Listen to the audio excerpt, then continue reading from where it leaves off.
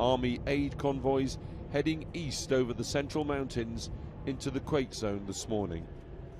Several Japanese have asked me, what have we done to deserve an historically powerful earthquake, this vast tsunami damage, and now the blizzards? With officials here now saying more than 4,000 people are confirmed dead, we've come to the east coast to see how far search and rescue for bodies has gone in this vast area of damage. Our driver, Shin, just can't believe what he's seeing. He was last here on holiday several years ago.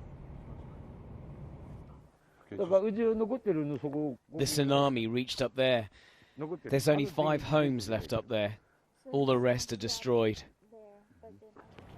At the coast, we meet Hiromi and his plea to the wider world, that of so very many here. It's freezing. We need blankets, but much more. Well, to be frank, I need a bath and stuff like that. But I know it's too much to ask. It's so cold here. We need kerosene and we need petrol. We had seen towns wrecked, factories pulverized, but never roads, bridges, and the vast anti-tsunami sea defenses here at Kamaishi smashed like they were today. And Hiromi had been good enough to explain to us exactly what happened here 6 days ago. It was about half an hour after the last of the earth tremors finished. People noticed that this entire bay began simply emptying of water. The tide went out way beyond the red hulk of the red ship you can see there, out even beyond the lighthouse, which you can just see sticking up in the snow.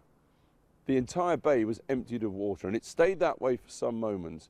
Then people living here describe an enormous rushing, roaring sound. It was the tsunami approaching at 15, 20 miles an hour, pushing everything before it, right up, right through this bay. The people living in the village in the corner there, many of them stayed put. They'd never had problems with tsunamis before. They'd come and gone, no issue. On this occasion, things were very different. We decided to try and get there. You're right with this? Clearly no vehicles are going anywhere near. And look at the size of these supposed tsunami defenses. High enough, thick enough, long enough, so everybody thought.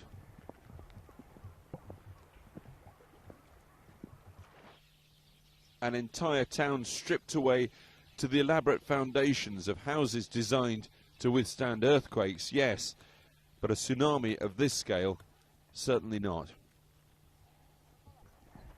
We finally reached the part of the town where local people had said many stayed, believing they'd be safe. Family property and effects strewn around everywhere, demonstrating these people's faith in the vast ramparts of their sea walls was fatally misplaced. Just look at it. There is no way you can get a vehicle anywhere near this village. Walking in's bad enough. There's no footprints in the snow. There are no footprints in the mud, for that matter. If the buildings or any vehicles here had been checked by search and rescue teams for bodies, there would be spray signs, aerosol, on them to indicate that. There's nothing like that here at all. It's pretty clear this village has not been reached. And I have to tell you, there is a fairly strong smell of decay coming from the buildings behind me, particularly that garage just there. One small example in one small village of the enormous job here in Japan simply to locate the bodies, let alone begin clearing up this mess. Nearby on the seawall, the broken seawall, the warning notice for the tsunamis survives. But how many of the people here did so? That'll take some time to become clear. Alex Thompson, Channel 4 News, Kamaishi.